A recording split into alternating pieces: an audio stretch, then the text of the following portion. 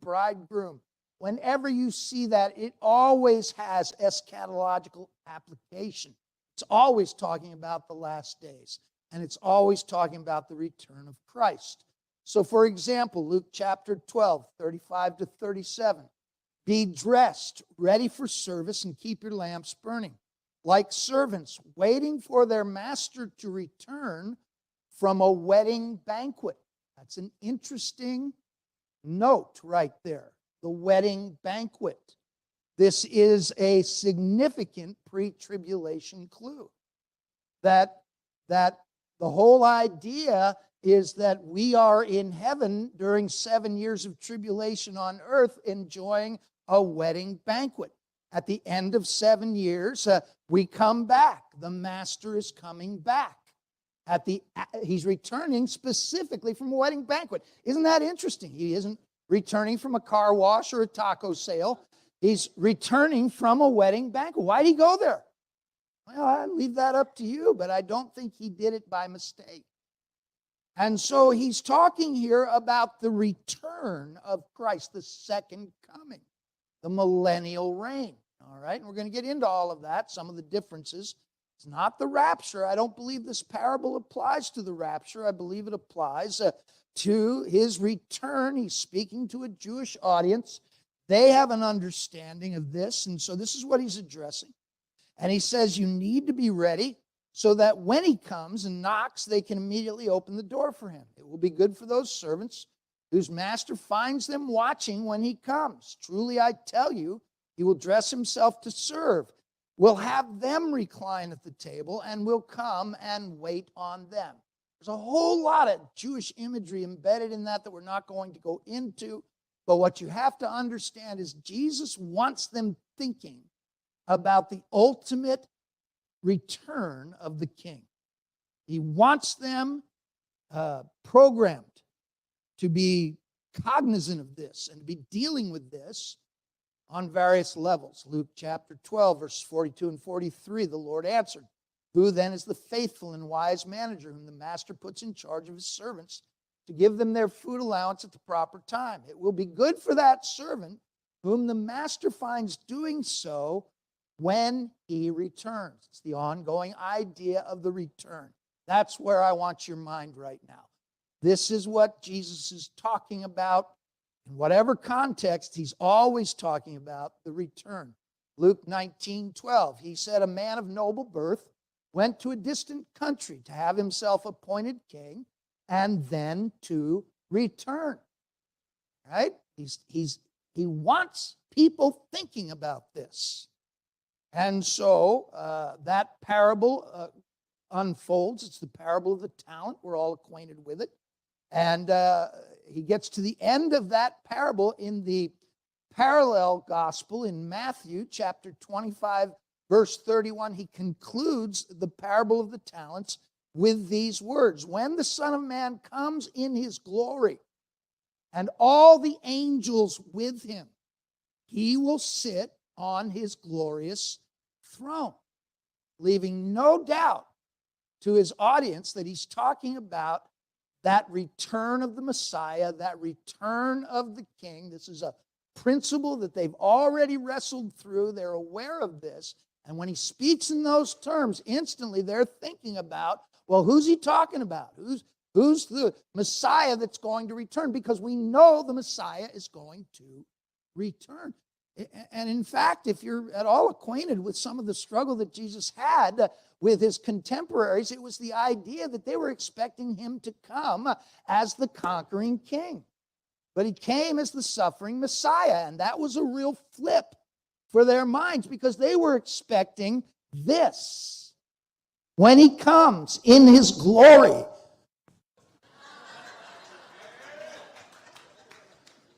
and in his power, right?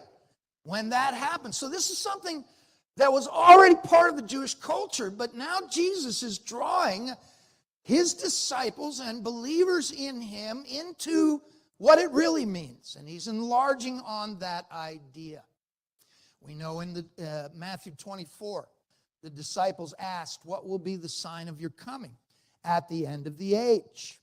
And in verse 30 of Matthew 24, then the sign of the Son of Man will appear in heaven, and then all the tribes of the earth will mourn, and they will see the Son of Man coming on the clouds of heaven with power and great glory. All right? You following this? The vast majority of these scriptures are spoken to a Jewish audience, talking about the messianic expectation of the building and establishing of the 1,000-year reign of Christ. Not all of it pertains to that specific idea.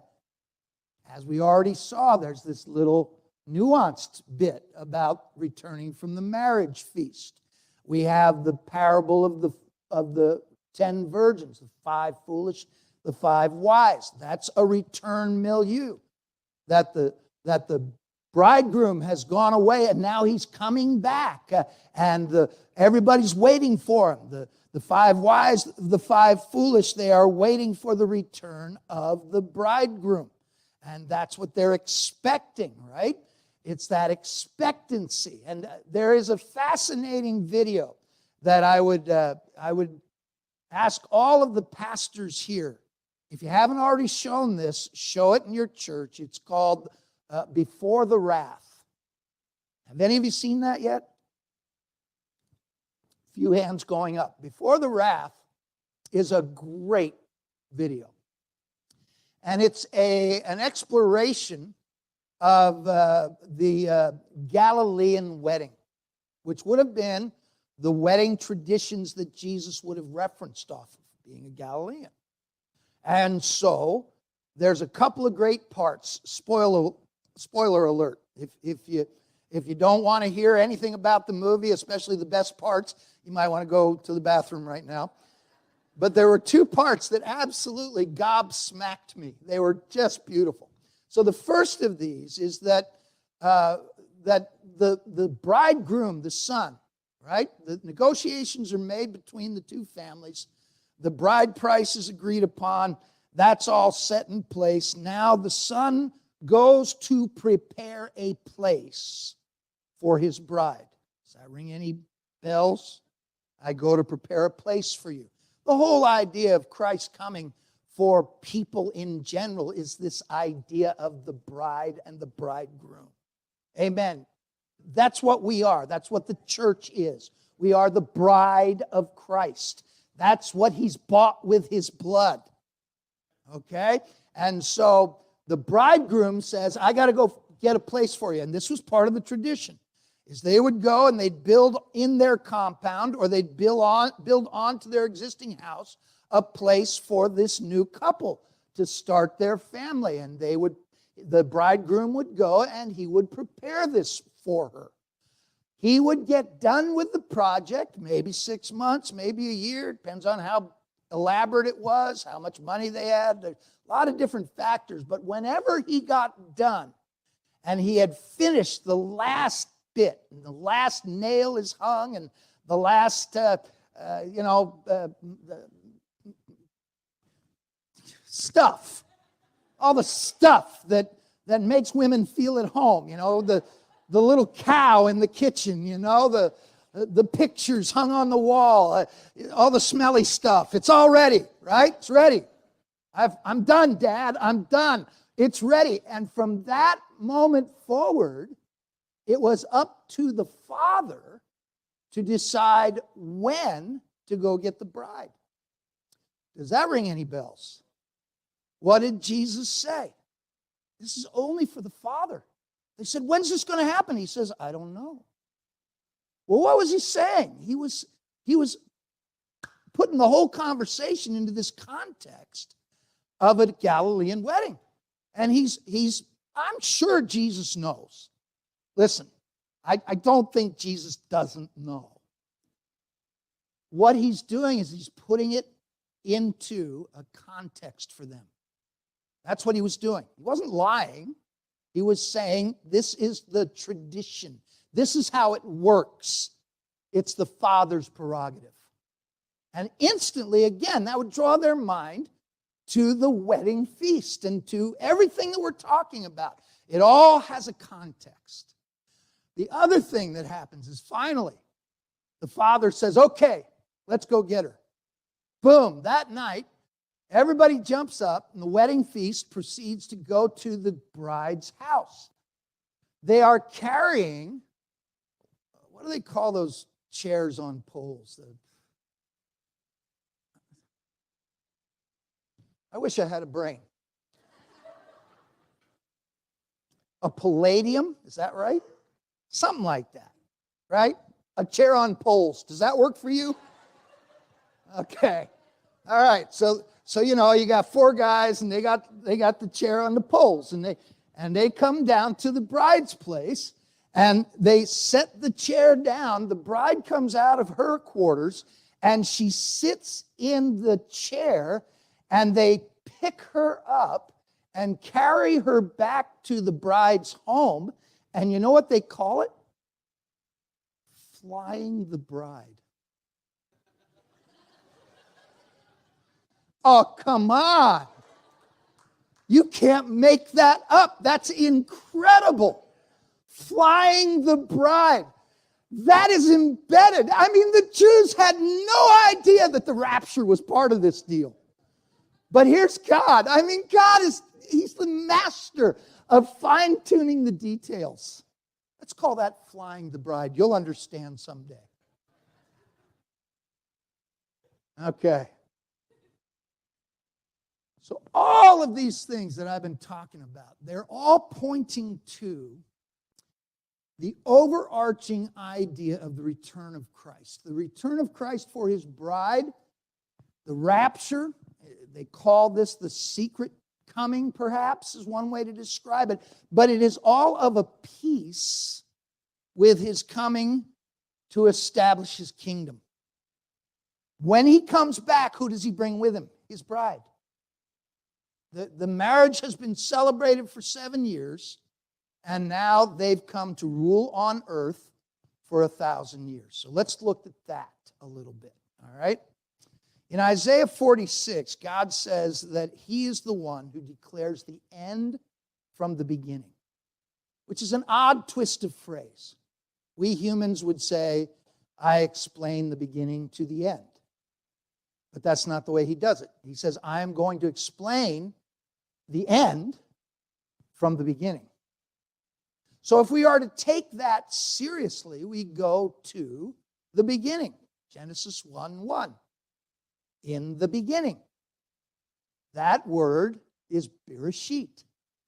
And there's a whole school of thought that goes into this word Bereshit. I don't recommend YouTube for your theology. I don't recommend YouTube for anything. I think YouTube will get you into a lot more trouble than it's worth. And it's an incredible time waster, right? You go on YouTube so you can figure out how to fix your washing machine. And then you're looking at that side column and you go, oh, look, Elvis is alive. So now you're looking at Elvis, right? And then it's, whoa, the Bigfoot is real. And then aliens. And before you know it, you've spent a whole day on YouTube.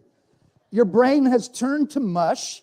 And it's just not a good idea. So I generally don't recommend YouTube, but there is on YouTube a video called The Bereshit Prophecy, Berishheet, Bereshit. If you go on YouTube, there's a couple of dozen different Bereshit prophecy videos. The one that I'm referring to, I believe, is 1 hour and 7 minutes. There's another one like it's 1 hour, 5 minutes. They're both the same video. And basically, it's a voice-over, someone drawing, and the drawing is speeded up. So it's fun to watch.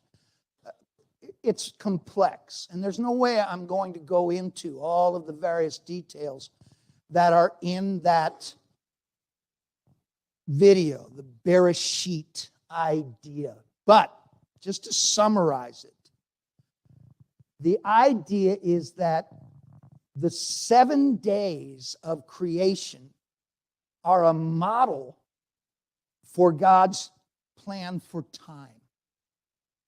The whole idea folds back on in the beginning, right?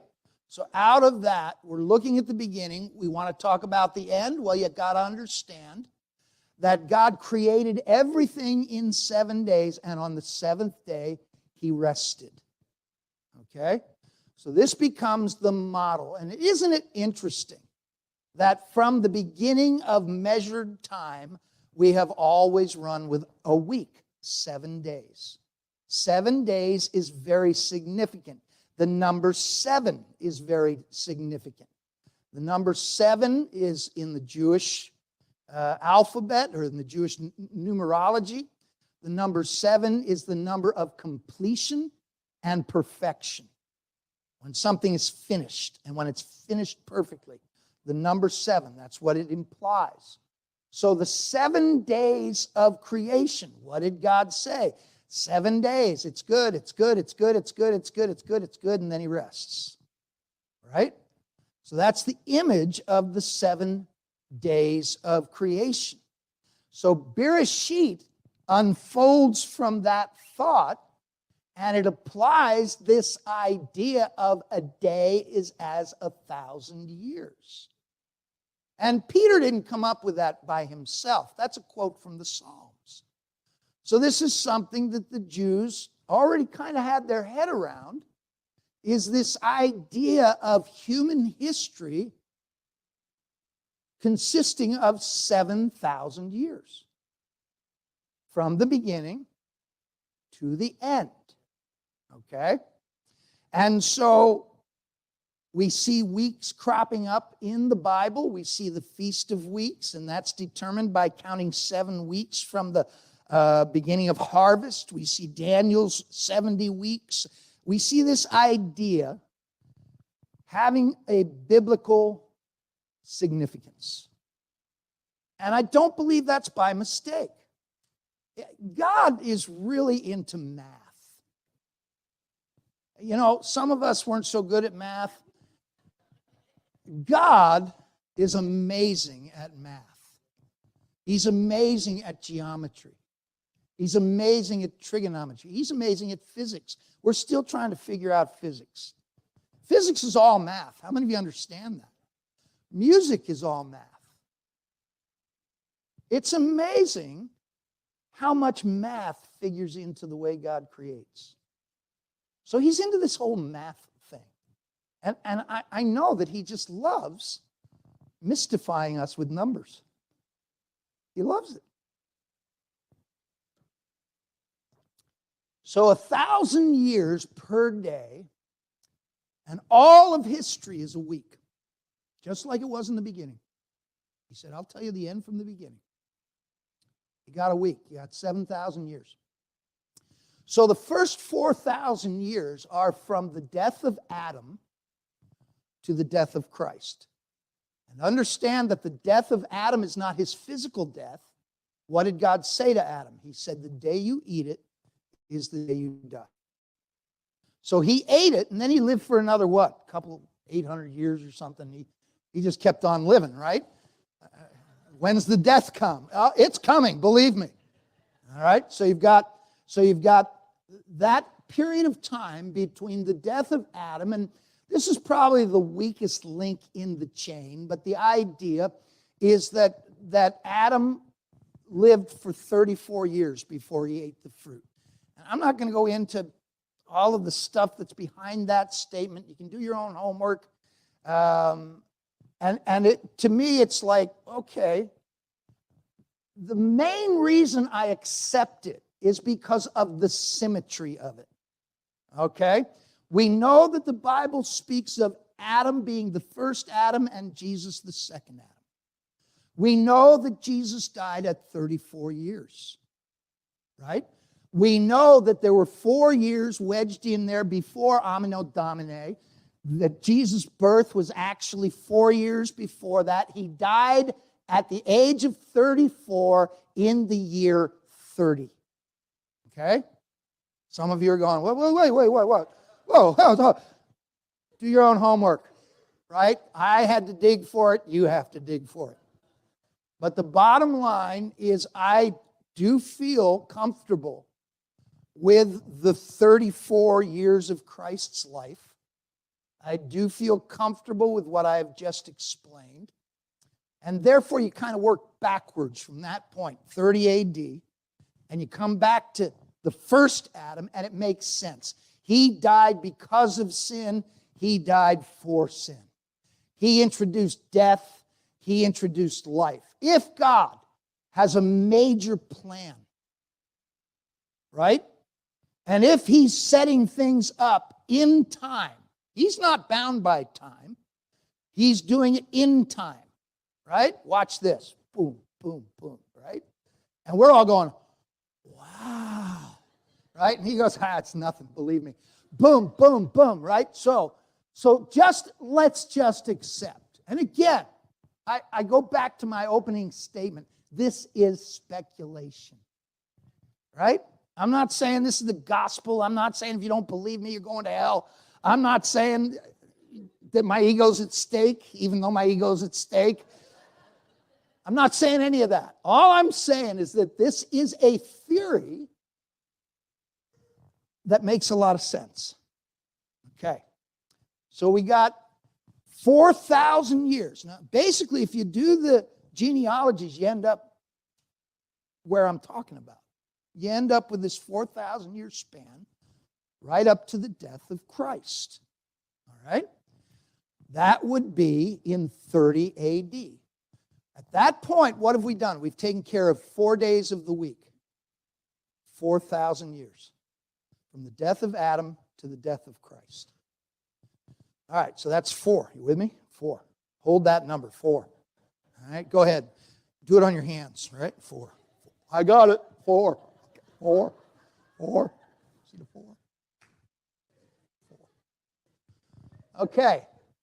4 out of 7 means we got 3 days we got to account for. Well, one of those days is the Sabbath. 1,000-year millennial reign, the rest. Read about the millennial reign. It's a day when the lion lies down with the lamb, which is really good news for me. It's a day when children play with snakes, which is what children love to do. But they don't get bit. There's no poison. Everything's cool. Everybody has all they need to eat. There are no politicians. Gavin Newsom does not exist. He and Joe Biden are somewhere in hell. I didn't say that. I didn't mean that. That's beyond my pay grade. I hope that they get saved somehow. Somehow. I don't know how that'll happen, but God's a miracle worker. With man, it's impossible. With God, all things are possible. But we do know that the 1,000 years, did you ever wonder why 1,000 years? Why a millennial reign? Why not a 500-year reign? Why not a 10,000-year reign?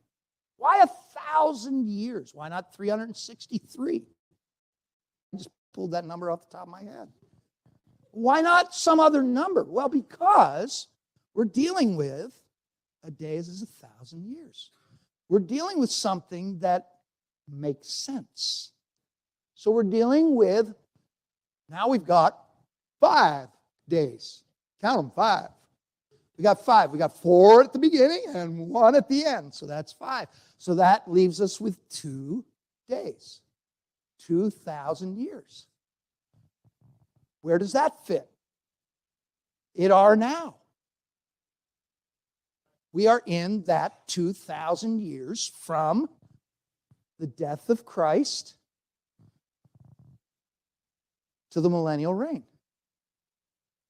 Puts the millennial reign in the year 2030. Oh, you just put a year on it. Yeah, the Bible doesn't say you can't put a year on it. It says you can't put a day or an hour.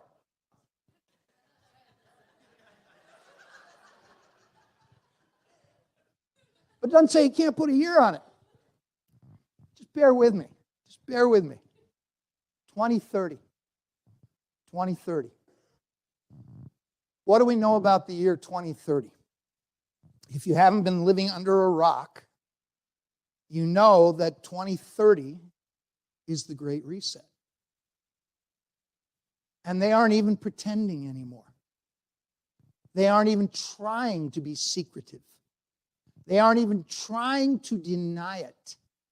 They are telling you and me that in the year 2030, the whole world's going to change. That's what they're telling you. What did Schwab get up and say? He said, you'll own nothing and you'll be happy. We're moving everything into a world government. And we are going to fix everything that's wrong with humanity. It's the Great Reset. We're going to fix our climate problem, which we really don't have a problem. Amen? Can I give you a secret about climate? It changes. Did you notice it changed today? It's a little different than yesterday. Right? It'll be different tomorrow, don't worry. Sooner or later, the atmospheric river's got to dry up. This is California. It changes. It changes. Everything changes. Amen. It's called weather. Right? They pay people thousands and thousands of dollars to guess what the weather's going to be like tomorrow. Right? Oh, climate change. Climate change. We're all going to die. You know how many times they've told us we're all going to die? I mean, they've missed their deadline, I think 4 times. Right? Over the last 20 years, they keep missing deadlines. Right? If we don't stop it now, you're all going to be dead by 2008. 2023? Right? So you got all these people saying we got a climate problem, we've got universal health problems, we've got poverty problems, money problems, we've got food problems. And if you've noticed, all of these problems are all of a sudden a lot more serious than they used to be. Why? Because in 2030, we got to fix it all. Now, let me tell you about these jokers. They believe their own propaganda. And they're not the only guys saying it. The UN says that the year 2030 will be the year that the Sustainable Development Goals, which essentially is one world government goals, will be arrived at. This is on their website. They're not trying to hide it. They're telling us 2030, brace yourself for a one world government. We're in control. We'll tell you how to live, and we're going to fix everything. Well, what gives them the idea that they can actually do that? We've been trying to fix everything for 2,000 years. Haven't done a very good job. Actually, for about 6,000 years. Haven't done a very good job. Well, they believe that technology and artificial intelligence and these other things are positioning us to a place where we can reach 666, the number of man. That's the significance of 666. It's not that everybody gets a big 666 on their forehead, right? The significance of the number 666 is it's the number of man. What does that mean? It's when man says, I can fix everything without God. We don't need God. We'll do it ourselves. Thank you very much. Okay, that's where this entire thing is going. And we are watching it unfold with breathtaking speed. Think about some of the things that are going on right now. The economic collapse is essential to this. You can't have total control without one world government, one fiat that is controllable by the government. That's called digital currency. All right? Right now, America is putting digital currency into place. I read an article about 3 months ago that SWIFT, which is the company that has developed international exchange protocols, If you do any international banking, you have to go through SWIFT. You have to have a SWIFT code. Any of us that have overseas works deal with this stuff all the time. You have to have a SWIFT code so they know what bank it goes to, what account it goes to. It's all designed by a company called SWIFT. Well, SWIFT came out 3 months ago on a Reuters article. This isn't on Alex Jones. This is a Reuters article that said we have developed all of the software, all of the algorithms. We have in place all of the servers that we need to shift the world to a single currency. These are the guys who handle international currency, right? Well, how do you get the world to go along with this? Because the history of conglomerating economies hasn't played well. The European Union hasn't really been a success. You can look at a lot of different experiments with this, and they never seem to work out real well. So how do we get everybody to buy into this? Well, you create economic upheaval. So what are we looking at?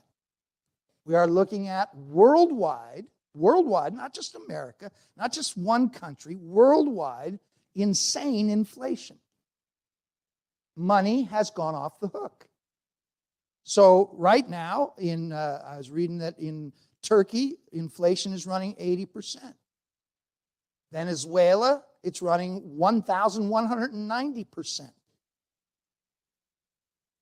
They tell us that Europe on average is 20% and America is 8%. That's called Biden math. All right? How many of you believe inflation is running at 8%? Have you bought gas in the last 2 years? I used to be able to get it for $1.90. Now we're paying $5. Let me see, 8%. I'm not great at math, but that sounds more like about 300%. Eggs. I've heard stories about laying a golden egg, but this is ridiculous. Right? When do we start paying $10 a dozen for eggs? Excuse me. I have a problem with your math. I don't believe we're running 8%. I believe our inflation is completely gargantuan, and they know that if they start throwing real numbers around, there's going to be a revolution. But you have to understand, it's not just America. It's the world. Everybody is being set up for this because they have to move everything into a global digital economy. That's happening right now.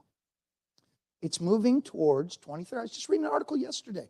The Europeans are agreeing right now on a law that says you cannot buy anything that costs more than $1,000 with cash.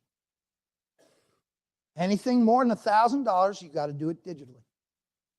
Why? Because they want to know who's spending what, when, and where. That's the only way the mark of the beast works.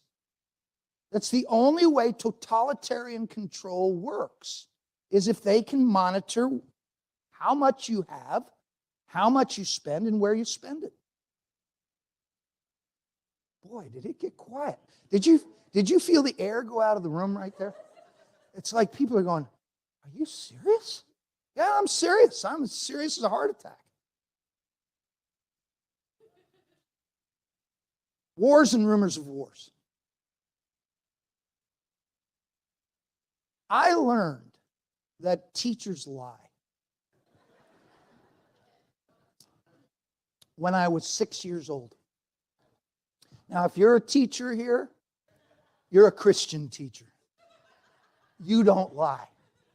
Hats off to you. We love you. We appreciate that somebody is trying to save the sinking ship. So if you're here and you're a Christian teacher, God bless you. And I mean that. I don't know how you can do it because it's run away from you, but I'm praying for you. But when I was 6 years old, So this has been going on a long time.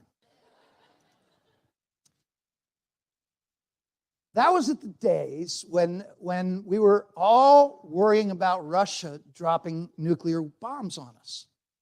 And so this is how I learned teachers lie. They taught us that when the nukes start coming from Russia, our air raid siren will go off. When you hear the air raid siren, crawl under your desk, and that will save you.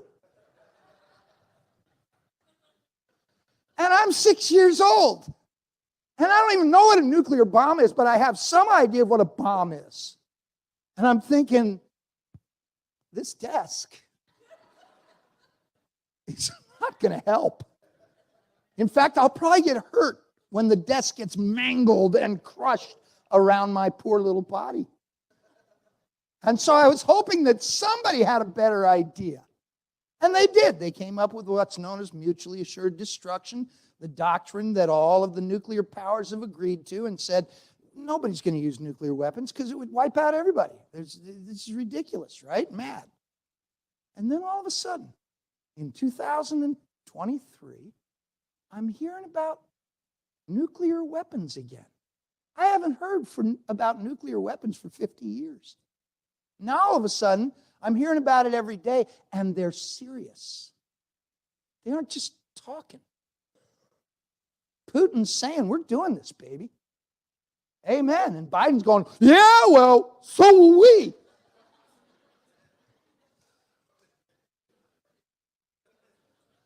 I know I'm pinging some Biden supporters here, and you need pinging. Wake up and smell the coffee. Wars and rumors of wars have taken on a whole new reality. We don't have to shoehorn this. We're looking at it. We're gazing down the barrel of the gun. Amen. Food shortages. What does the Bible say?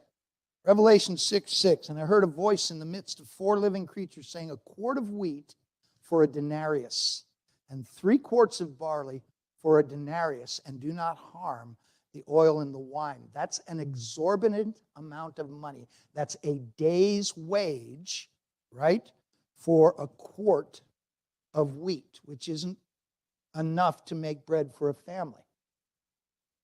Okay? And that's going to cost you a day's wage. Sorry, no leftover for Colonel Sanders, nothing left over for Taco Bell.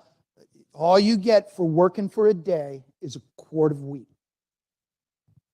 What's that called? That's called inflation, but it's also called food shortage. Did you know that in 2022, there were 110 major catastrophes in our food chain supply? We're talking about chicken farms blowing up all over the place. I mean, what are they feeding these chickens? They're blowing up, you know? And the whole place goes up in smoke. A couple of months ago, the center of European trade for vegetables, for all the food products, it's in France. That's where the center is. It went up in smoke. Baby formula. We've been eating baby formula since Adam and Eve. All of a sudden, there's no baby formula. What happened? Oh, there's a disease. How convenient. Call me a skeptic, but I'm having a hard time. I'm having a hard time with 10,000 cows dropping dead because it got too hot. It wasn't that hot. Just look at the weather. It wasn't that hot. Cows have been wandering around Nevada. It gets around 120 in the desert. Cows don't seem to drop dead. They're out there. They're skinny. They're sweating a lot, but they can manage. All of a sudden, 10,000 of them just keeled over one night because it was too hot. If you believe it, you got to turn off your TV set. You got to stop watching CNN. because you are being totally deceived. We watched the COVID-19 pandemic. This is what Klaus Schwab put on his WEF website. WEF is the World Economic Forum. You've heard of Davos. You've heard of all of the money guys getting together and planning our future. Well, the WEF put this on their website. Put this. They're not, like I said, they're not even trying to hide it anymore. COVID-19 was the test of social responsibility, and it was considered a success. A huge number of unimaginable restrictions for public health were adopted by billions of citizens across the world. That's on their website. They're just saying, we won. We can't believe how they rolled over. We can't believe how they all said, yes, sir, Sieg Heil. Whatever you want, save us from the flu.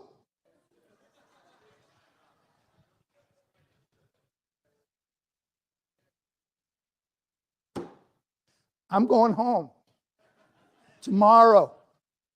You don't have to like me. You just have to think about it. Lawlessness.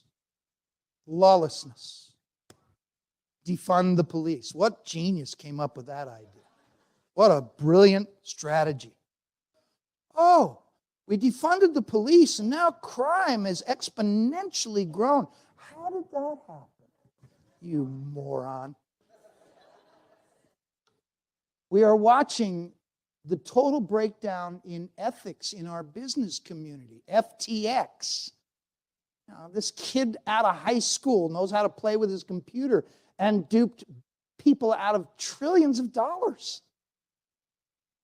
Because there's no laws. There's nothing telling anybody what's right or wrong anymore. And the moral anarchy that has broken out all around us, right? 6 people shot dead, and they're defending the killer. Don't want to hurt their feelings. I mean, just the idea of transgenderism is lawlessness. It means God isn't God. I'm God. You can't tell me what I am. You can't tell me whether I'm male or female. Well, I got news for you. He made you, and he can tell you anything he wants.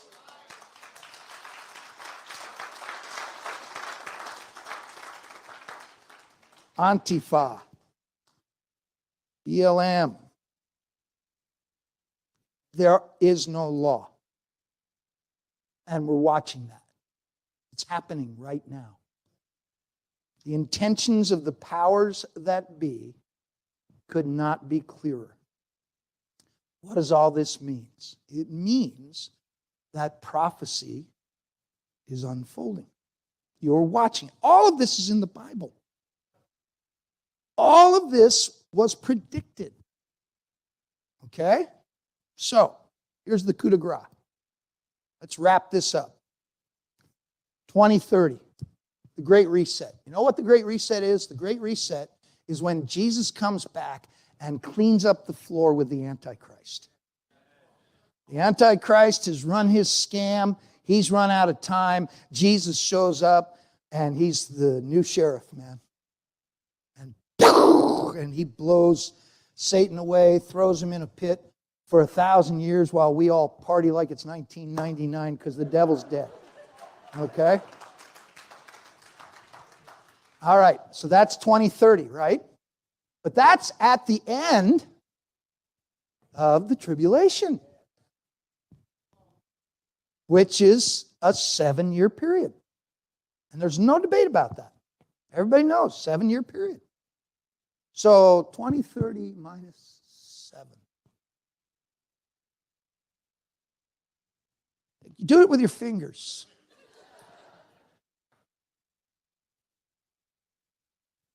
I'm not saying a day or an hour. And all of this is speculation. totally speculation. Do not quit college. Well, maybe you should quit college just because of what college has become, but don't quit it because I said 2023 is the end of it all. Don't sell your business. Don't stop paying your credit cards. Don't run out and take out $500,000 worth of loans because you won't have to pay them back. I'm not saying that. Be responsible, right? Because I could be wrong. I could be absolutely wrong. I could be here in 2024 with a different sermon. And you're all going to go, you told me. And I'm going to say, well, you knucklehead, I told you it was speculative. We have to admit that even if 2023 isn't right, Jesus is coming back real soon. Real soon. So as the year unfolds, I get invitations, go preach here, go preach there. I say, well, you know, my calendar's booked up for 2023, and I don't think I'm going to be here any longer than that. I mean, I'll go ahead and put you in the calendar. I got all kinds of dates in the calendar. Ain't happening. But that's okay. If I'm not here in 2024, you won't miss my preaching. Because we'll all be in heaven. And we'll be hearing absolutely amazing sermons from the mouth of God himself. Oh, beloved, we are right there.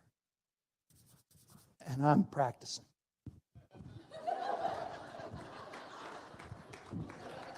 I recommend practice.